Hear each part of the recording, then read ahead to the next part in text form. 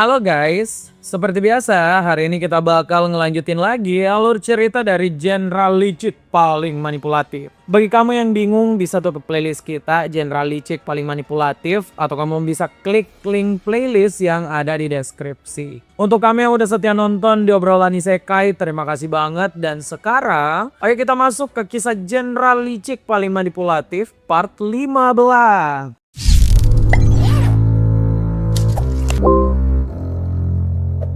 Di video sebelumnya, kita kan udah ngeliat tuh aksi dari Lee Kyung, pria yang paling jago dalam membuat setting agar dirinya terus menang. Entah itu dalam pertarungan atau adu opini. Nah tapi sekarang Lee Kyung tuh tengah pusing banget untuk pertama kalinya. Jadi dia tuh harus bertindak lebih jauh dari sebelumnya. Bagaimana nggak pusing, Lee Kyung tuh mau banget ngerekrut Priestess Son Heong yang punya stat holy rank legendaris. Dalam artian cewek rambut panjang ini tuh healer OP banget. Tapi sayang setelah melakukan segalanya untuk ngebuktiin para tunawisma yang dibela mati-matian oleh Song Heong adalah orang pemalas, Song Heong ini tuh ternyata bebal dan gak terima fakta. Dia tuh sampai sekarang masih ngebela tunawisma bejat yang jelas-jelas salah guys. Lee Kyung sekarang itu nggak punya pilihan selain mengambil langkah lebih jauh supaya si priestess bebal ini itu bisa ditelan tsunami fakta.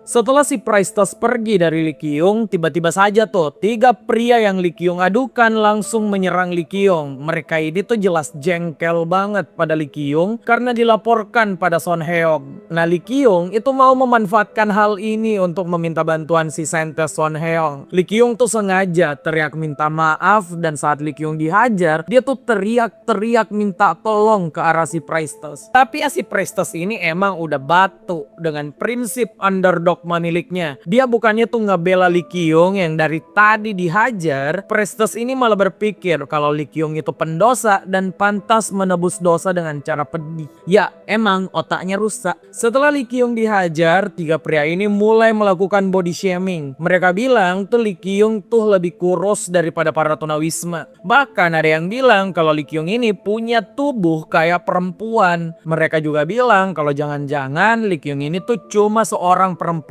tomboy. Dari mulut tiga pria ini, mereka tuh juga berencana ngebawa Lee Kyung ke penjual budak untuk dapat uang yang banyak banget. Lee Kyung yang ngedenger semua ocehan para tunawisma yang menghajarnya jelas marah. Tapi Lee Kyung nggak mau ngehajar mereka karena jelas itu bukan solusi. Nah Lee Kyung itu mau memanfaatkan perkataan para pria tadi. Lee Kyung tuh sadar kalau dia itu emang mirip perempuan. Lee Kyung tuh inget banget bahkan saat event kampusnya ada perlombaan cross dressing, Lee Kyung tuh menang dengan mudah saat berpakaian wanita. Jadi berhadapan dengan pria yang menganggapnya perempuan itu udah biasa. Lee Kyung juga udah pernah kok ngasih paham ke orang yang menganggapnya kayak cewek. Nah Lee Kyung sekarang kan udah punya rencana tuh. Lee Kyung udah tidak butuh berlama-lama dengan tiga pria bodoh tadi. Lee Kyung kemudian berlari ke tempat yang udah jelas. Kemana lagi? Lee Kyung jelas langsung menuju Hayan untuk minta tolong.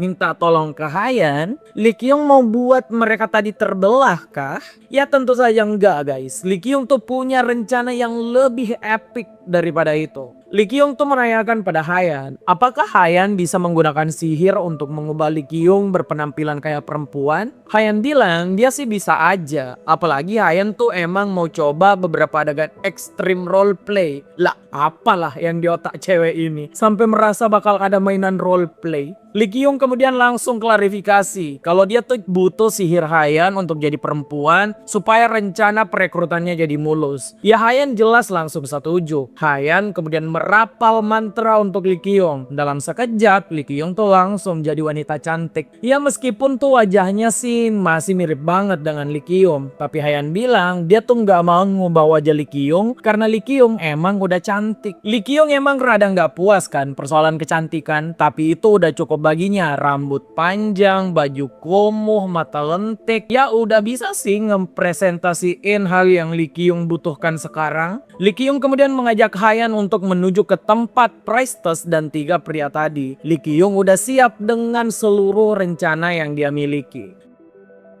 Di lain sisi, Priestess Son Hyeong tuh galau sebenarnya. Priestess ini otaknya emang rada rusak kan. Dia tuh lagi-lagi ngesugesti diri sendiri kalau semua orang di wilayah kumuh tuh orang baik. Bahkan mereka yang malas, menggoda perempuan, minum hal terlarang sampai berkelahi. Ya karena tuh mereka cuma stres. Stres. Bukan mereka yang stres mbak, tapi mbak sendiri tuh yang stres. Pokoknya menurut si Priestess tuh mereka semua bisa jadi orang baik selama Priestess ngawasin mereka. Di tengah gumaman si Priestess ini yang mencoba meyakinkan diri semua orang di wilayah kumuh orang baik, tiba-tiba sebuah teriakan terdengar olehnya. Teriakan yang didengar si Priestess Son Hyeong itu ternyata datang dari Hayan. Hayan itu kesana memanggil si Priestess karena Hayan katanya melihat sesuatu yang gak masuk akal. Sampai di sana Priestess langsung shock. Karena apa yang dilihat sudah meracuni pikiran miliknya. Priestess yang selalu meyakinkan diri kalau tunawisma di wilayah kumuh adalah orang baik, sekarang halus melihat orang-orang baik tersebut yang dia bela itu melukai wanita yang gak berdaya. Ya tentu saja semua hal yang dilihat Priestess tuh udah disetting oleh Lee Ki-young. 10 menit sebelum kejadian, Lee Ki-young sampai di sana dan ngecemooh 3 orang tersebut. Lee Ki-young mencemooh mereka dengan bilang kalau 3 orang ini adalah parasit dari Priestess Son Hyeong. Mengatakan Priestess bodoh tapi bergantung pada Priestess terus menerus. Ya emang benar perkataan yang muncul dan pantas untuk mereka adalah parasit. Lee Ki-young yang melihat Priestess Son Hyeong udah datang ke girangan bukan main. Lee Ki-young tuh udah dari tadi menyiapkan pertunjukan tersebut. Dia tuh bahkan udah pasrah jadi samsak dari 3 pria tadi. Tapi ya itu sih nggak masalah ya. Selama Lee Ki-young bisa memperlihatkan kalau prinsip Priestess persoalan semua orang miskin baik itu emang bermasalah. Priestess yang menyaksikan hal keji di depan matanya tentu saja langsung bertindak. Priestess tuh maju untuk menghentikan semua orang. Tapi apa yang dia dapatkan, dia juga didorong oleh pria-pria yang udah kesetanan. Di sini untuk pertama kali Priestess tuh betul-betul diperlakukan kasar. Saat pria geblek ini sadar kalau dia ngedorong Priestess, mereka tuh baru merasa panik. Priestess yang mendapat perlakuan kasar memasak ekspresi yang begitu menyeramkan. Lee Ki-young tuh memanfaatkan hal ini dengan menangis sejadi-jadinya. Dia bilang badannya sakit karena dipukuli. Kemudian bukan cuma itu, Lee Ki-young tuh juga ngaku kalau dirinya dihajar setelah membela Priestess dikatakan bodoh oleh 3 pria tadi. Ini nih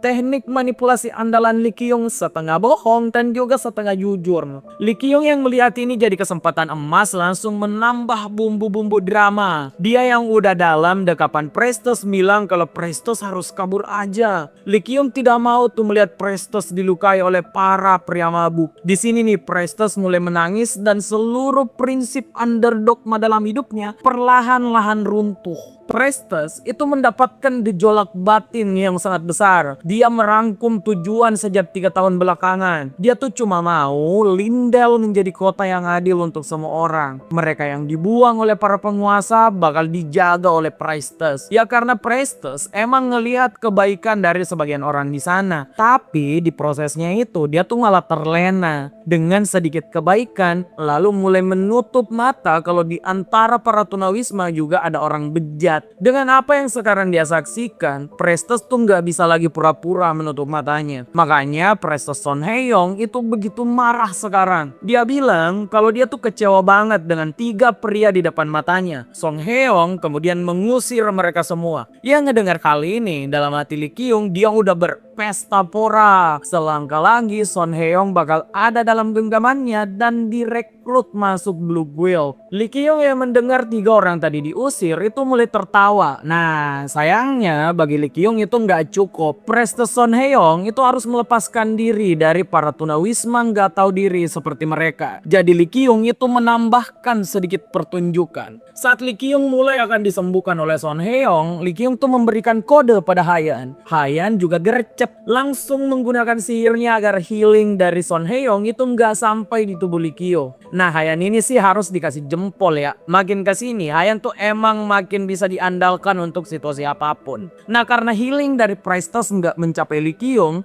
tuh menambah drama miliknya dengan langsung muntah karena luka dalam. Priestess Son Hye-young itu panik bukan kepala. Beberapa saat kemudian Lee Ki-yong tuh menambah intens kondisinya. Lee Ki-yong bilang kalau sepertinya tuh tubuhnya nggak akan bertahan lama lagi. Dia tuh cuma mau mengatakan beberapa hal pada Priestess. Lee Ki-yong itu langsung mulai mengarang cerita. Dia katanya tuh berterima kasih tiap pagi Priestess akan bangun lebih cepat dari siapapun untuk menyiapkan makanan dan melakukan berbagai kebaikan. Lee Ki-yong ngeklaim kalau dirinya tuh bisa tumbuh sehat seperti sekarang adalah berkat kebaikan Priestess. Ya padahal ini semua bohong kan. Lee Ki-yong tuh belum seminggu guys ada di wilayah kumuh. Nah, Priestess yang ngedengar seluruh perkataan perempuan lemah yang terluka di depannya itu begitu tersentuh. Priestess tentu saja nggak akan membiarkan perempuan tersebut meninggal di depannya. Priestess kemudian berteriak minta tolong, tapi apa yang dia dapatkan? Enggak ada satupun orang yang datang. Mereka semua itu mengabaikan Priestess yang selama ini baik pada mereka. Ya dengan begini, Priestess Son Hye-young telah mendapat tekanan mental yang begitu besar. Tekanan mental yang diterima Son Hye-young ternyata tuh belum selesai. 3 pria yang dia usir itu mulai bereaksi lagi. Mereka menarik Lee Ki-yong dan bilang akan ngejual Lee Ki-yong ke pasar budak. Di sini tuh Priestess panik banget karena tidak menyangka kejahatan dari 3 tunawisma tersebut udah sangat parah. Tapi apapun yang dikatakan saintes, pada 3 tunawisma ini udah nggak berefek apapun. Mereka itu bahkan langsung mencemooh Priestess lebih jauh. Bilang Priestess bodoh lah, Priestess harusnya jual badan lah. Pokoknya bahasanya sih parah banget ya.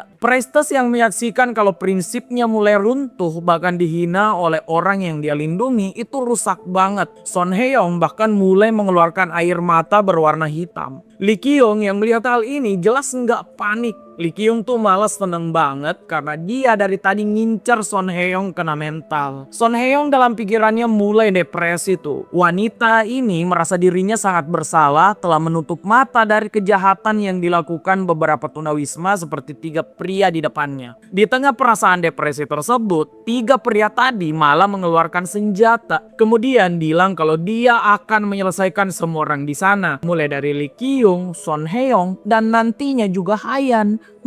Hayan, kepala kalian mau dijatuhi meteor kah? Di sini nih kemampuan acting dari Lee Ki-yong harus diacungi jempol. Dia yang jadi sasaran utama masih bisa konsisten dengan perannya sebagai perempuan lemah. Dia tuh nunggu untuk diselamatkan oleh Priestess sendiri. Lee Ki-yong berharap Priestess cepat bertindak karena Hayan udah terlihat emosi parah. Kalau Hayan ngejatuhin meteor ke sana atau ngebelah entitas bejat yang mau melukai Lee Ki-yong, ya kan gak lucu. Rencana Lee Ki-yong itu bisa buyar sempurna. Untung saja Hayan tuh masih bisa nahan diri guys. Lalu apa yang dilakukan Priestess Son Hye-young? Siapa sangka di waktu genting ini si Priestess malah doa. Hal ini tuh membuat Lee Ki-yong langsung panik. Dia udah mau selesai, Priestess malah berdoa. Beberapa saat kemudian, tunawisma yang memegang hal berbahaya mengangkat tangannya. Lee Ki-yong berteriak sejadi-jadinya. Nah di sini nih Priestess berdiri. Dan ada sesuatu yang menggelinding, tapi itu jelas bukan bola takraw. Lee Ki-yong tuh sampai panik dengan pemandangan tersebut. Saat Lee Ki-yong melihat ke depan matanya, Son Hye-young itu mengeluarkan energi yang begitu jahat. Son Hye-young kemudian bilang kalau dia tidak akan pernah lagi berbelas kasih pada mereka yang jahat. Son Hye-young bahkan berencana untuk memusnahkan 3 manusia keji yang ada di depannya. Yap, tidak diragukan lagi, mbak-mbak cantik ini udah rusak mentalnya dihantam kenyataan. Ya mirip kita lah guys, yang makin hari mentalnya makin rusak dihantam realita. Hayan yang menatap Son Hye-young itu punya ekspresi berbeda, dia tuh kagum banget. Kemudian Lee Ki-yong mulai menggunakan Mind's Eye. Siapa sangka kalau kelas milik Son Hye-young itu berubah guys, karena tekanan mental tadi. Dia sekarang bukan lagi Priestess of Sun, tapi Priestess of Darkness. Lee Kyung yang melihat kelas dari Son Heong berubah itu mulai membuat bulu kuduknya merinding. Apalagi di depan matanya, satu demi satu pria laknat yang dari tadi mengganggunya dibereskan oleh Son Heong. Lee Kyung sih nggak peduli dengan tiga pria tadi karena mereka tuh emang jahat dan pantas mendapatkan hal tersebut. Tapi Lee Kyung itu ngeri dengan wajah Son Heong yang malah kelihatan puas. Lee Kyung sih makin panik ya setelah memandangi Hayan karena Hayan juga ikutan kegirangan. Ya apalagi dua perempuan ini kalau ada momen sadis emang malah seneng. Kondisi Lee Kyung yang panik karena kesadisan dari Son Heong malah makin tidak beruntung. Sihir Hayan itu mulai memudar. Tubuh Lee Kyung kembali menjadi laki-laki. Lee Kyung itu jelas langsung memandangi Hayan karena mau minta tolong lagi. Tapi Hayan malah mimisan melihat Lee Kyung ganti baju depan matanya. Hayan jelas bakal nggak berguna karena lagi pingsan. Lee Kyung gak bisa membayangkan tuh apa yang akan dilakukan Son Heong pada dirinya jika Son Heong sadar kalau wanita yang mati-matian dia lindungi ternyata adalah Lee Kyung. Son Heong sudah selesai tuh ngeberesin para hama tadi. Sekarang dia menghampiri wanita yang dia lindungi dong. Tapi apa yang dia lihat, Son Heong itu malah melihat Lee Kyung. Son Heong terjatuh lagi tuh dalam keputusasaan karena merasa tertipu. Lee Kyung yang kepepet dan juga takut kemudian mengaku kalau dia itu melakukan langkah ekstrim cuma untuk membuat Son Heong sadar hal sebenarnya. Di sini Lee Kyung lagi-lagi memperlihatkan ekspresi lemahnya, berharap kalau si Son Heong mengampuni dirinya. Tapi jelas si Son Heong ini udah buta dengan amarah. Lee Kyung panik bukan kepalang karena melihat ajalnya udah dekat. Di momen yang super genting ini, untung aja Hayan muncul untuk menyelamatkan Lee Kyung. Hayan juga masih stay in karakter tuh. Pokoknya Hayan dapat jempol deh. Hayan juga ikut meyakinkan Son Heong kalau semua yang Lee Kyung lakukan itu untuk menyadarkan si Priestess. Tapi Son Heong tetap berwajah datar dan mulai mengangkat tangan. Hal ini membuat Lee Kyung dan Hayan jadi panik. Tapi hal yang berbeda itu malah terjadi. Son Heong itu ternyata nggak nyerang guys. Cewek rambut panjang ini ternyata menggunakan healing magic pada Lee Kyung. Ya, sikap mellownya itu udah kembali lagi. Son Heong tuh mulai mengatakan kalau Lee Kyung sekarang bisa puas menghinanya. Son Heong udah bukan priestess atau seorang saintes. Son Heong bahkan mempertanyakan dirinya sendiri karena dia tuh merasa kalau dirinya senang menyelesaikan para orang jahat tadi dengan tangannya sendiri. Dengan semua perkataan yang menyentuh hati tersebut, Lee Kyung sadar kalau Son Heong itu udah tidak dalam kepribadian sadisnya lagi. Lee Kyung yang tahu semua udah aman, sedikit demi sedikit mulai melancarkan serangan mental. Lee Kyung tuh mulai bersilat lidah guys, melakukan perekrutan. Lee Kyung bilang kalau apa yang dilakukan Son Heong barusan itu udah benar. Jika dia tidak membereskan tiga pria barbar tadi, maka Lee Kyung, Son Heong, dan juga Hayan lah yang akan jadi korban. Jadi Lee Kyung itu meminta Son Heong untuk tidak begitu bersedih. Lee Kyung kemudian menambah bumbu-bumbu pembicaraan. Dia tuh bilang kalau dia juga menginginkan Lindell yang setara untuk semua orang. Jadi untuk mewujudkan hal itu, Lee Kyung baru bisa melakukannya jika dapat bantuan dari Son Heong. Son Heong yang ngedenger hal ini langsung terpukau kemudian tersenyum. Son Heong setuju tuh ikut dalam misi besar Lee Kyung. Dengan begini, misi perekrutan Lee Kyung selesai. Lee Kyung tertawa terbahak-bahak sampai batuk di dalam hati. Beberapa saat kemudian, Lee Kyung, Hayan, dan juga Son Heong itu udah keluar dari wilayah kumuh. Mereka bertiga bakal menuju ke Blue Guild untuk istirahat. Lee Kyung tuh bangga banget dengan pencapaiannya. Dia udah kayak Thanos, yang semua rencananya cuma bisa digagalin Avenger. Ya karena Avenger nggak ada di dunia Lee Kyung, jadi mah mulus-mulus aja ya kan? Tapi ya meskipun Lee Kyung bangga merekrut Son Heong, dia tuh juga merasa kalau makin hari hidupnya tuh bakal terus dalam bahaya. Bagaimana enggak? Satu aja cewek obsesif kayak Hayan itu kan udah bikin takut banget. Sekarang itu malah ada dua, apalagi Hayan dan Heong. Ini kelihatannya kompak banget persoalan obsesi ke Lee Kyung. Tidak lama setelah keluar dari wilayah kumuh, siapa sangka tuh kalau di sini Lee Kyung akan bertemu dengan Kim Hyung Sun. Lee Kyung udah sombong banget, mau pamer. Kalau dia mendapatkan orang yang susah payah direkrut oleh Kim Hyung Sun dan berbagai macam guild, Lee Ki-young udah tidak sabar menerima pujian dari sang regresor. Tapi sepertinya Lee Ki-young salah besar guys. Si Kim Hyung Sun ini malah memasang muka terkejut dan mempertanyakan siapa orang yang bersama dengan Lee Ki-young. Ya Lee Ki-young yang mendengar ini langsung pencet emot batu.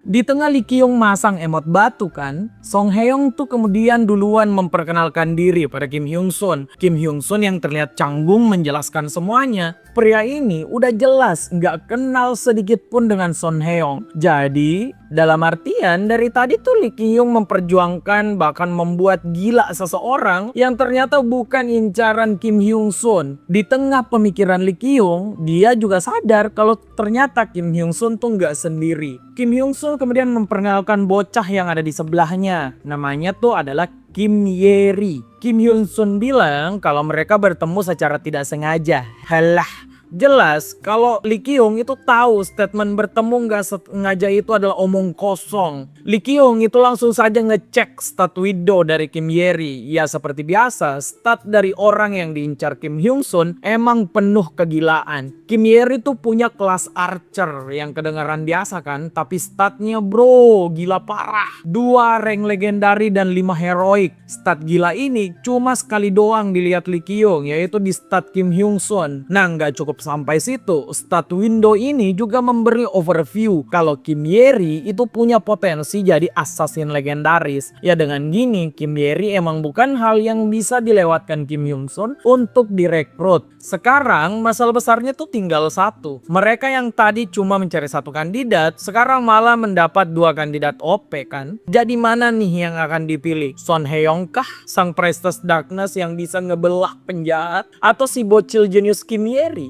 Ya mau bagaimanapun, party leader mereka kan adalah Kim Hyung Sun. Jadi udah jelas dong kalau Kim Hyung Sun itu bakal memilih orang pilihannya. Kim Ye-ri si bocil kematian. Persoalan merekrut orang emang sempat buat Lee Ki-young jadi pusing. Tapi Lee Ki-young tuh ingat kalau Kim Hyung Sun sampai sekarang ada di dalam genggamannya. Jadi mengikutkan Son Hye-young ke dalam tim mereka itu tidak akan pernah jadi masalah. Apalagi mereka kan emang butuh healer OP. Sekarang semua udah beres. Tim 7 dari Kim Hyung Sun dapat 2 lagi member tim OP. Mereka kemudian pergi dari wilayah kumuh bersama dan kembali ke Blue Guild. Saat berjalan, Lee Ki-young merasa kalau mulai hari ini semuanya tuh bakal digendong satu orang. Siapa lagi kalau bukan Kim Hyung Sun. Lalu Lee Ki-young juga menjamin kalau di antara semua orang yang digendong, dialah yang akan punya hidup paling aman.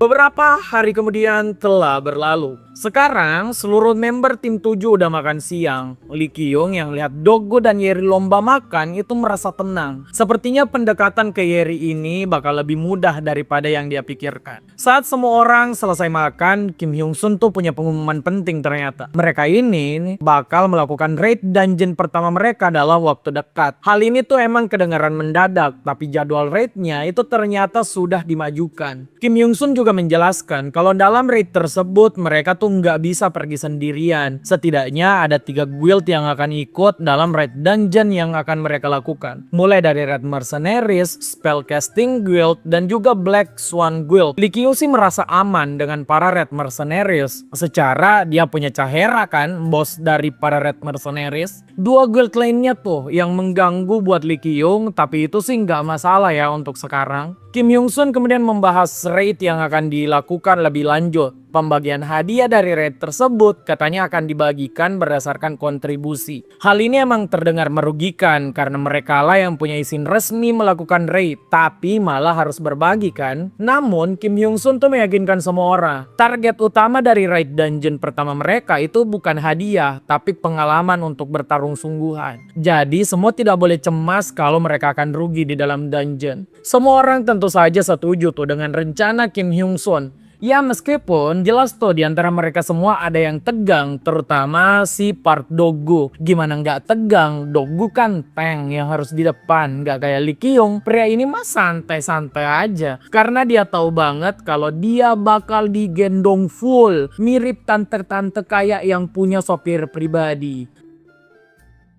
Setelah melihat perbincangan tim 7, kita tuh diperlihatkan guys, interaksi dua orang yang menarik, Lee Sol-ho dan juga seorang wanita rambut hijau bernama Hwang Jong-yeon. Lee Sol-ho ternyata adalah orang yang mengatur jadwal raid dimajukan melalui wanita tersebut. Lee Sol-ho cuma mengeluh, kenapa harus ada guild lain yang ikut dalam raid tersebut. Nah, si wanita berkacamata ini bilang, keterlibatan guild lain kan wajar supaya pemula dari Blue Guild seperti tim 7 punya kesempatan selamat lebih besar kan. Nah, Lee Sol-ho yang menunjukkan kekesalan kemudian dituding oleh Hwang Jong-yeon. Lee Sol-ho sepertinya punya maksud tersembunyi memanjukan jadwal raid. Lee Sol-ho tentu saja mengelak dari tudingan tersebut. Dia ngeklaim dia tuh mengirim mereka lebih cepat supaya item mereka bisa di-upgrade dari harta dalam dungeon. Nah, karena tidak mau dituduh lagi, Lee Sol-ho tuh berbalik menyudutkan wanita kacamata tadi. Lee Sol-ho bilang, dari tadi dia melihat kalau si wanita kacamata ini sepertinya jatuh cinta dengan salah satu member dari tim 7. Wajah wanita ini kemudian memerah tapi dia mengelak. Dia bilang kalau dia tuh emang tertarik dari tim 7 karena nggak bisa dipungkiri tim ini tuh bisa memutar balikan kondisi Blue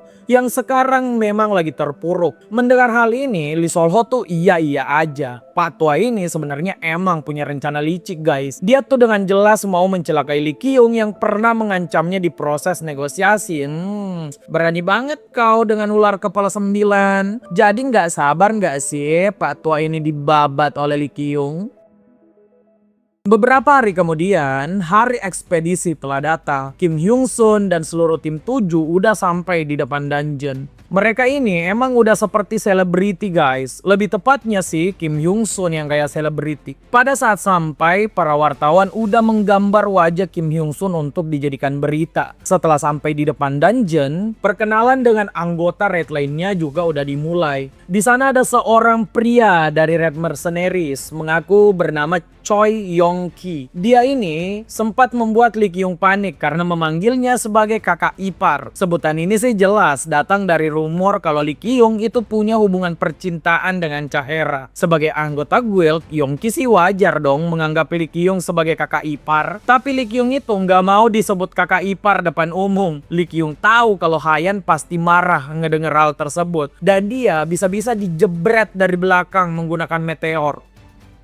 Perkenalan menyenangkan meski menakutkan dengan Yong-ki tentu tidak jadi yang satu-satunya. Nah, sekarang muncul nih sosok sok asik bernama Petra Arpa. Wanita rambut kuning ini adalah member dari Black Swan. Baru bertemu Lee Kyung, dia tuh udah mulai ngeprovok guys. Mulai dengan bilang Lee Kyung terlalu cantik untuk masuk dungeon, sampai menuduh Lee Kyung pasti melakukan raid cuma untuk curi level doang. Di tengah Petra Arpa terus mencemooh Lee Kyung tuh ngecek stat window cewek tersebut. Nggak ada yang spesial kecuali disposisi cewek ini sebagai calculating strategist. Disposisi tersebut mengartikan kalau cewek ini adalah politisi dari Black Swan. Nah, Lee Kyung sebenarnya marah karena belum apa-apa dia udah dicemooh kan. Tapi Lee Kyung sih jelas tidak akan membuat masalah sebelum masuk ke dalam dungeon. Lee Kyung itu lebih suka main cantik. Ya politik kan jelas harus dilawan dengan politik juga dong. Apa nih yang akan dilakukan Lee Kyung untuk kasih paham si Petra Arpa tadi? Lalu apa yang akan didapatkan tim 7 dalam dungeon nanti? Penasaran? Kita nantikan aja guys kelanjutannya di video berikutnya. Terima kasih yang udah nonton sampai akhir. Bagi kami yang senang dengan konten obrolan isekai, kamu bisa ke playlist kita untuk ngecek semua proyek garapan obrolan isekai. Mau durasi jumbo sampai berbelas-belas jam juga ada di playlist kok. Semoga kamu bisa ikut jadi teman mengobrol kami ya. Untuk sekarang sampai jumpa lagi dan jangan lupa komen, like, share, dan subscribe obrolan isekai.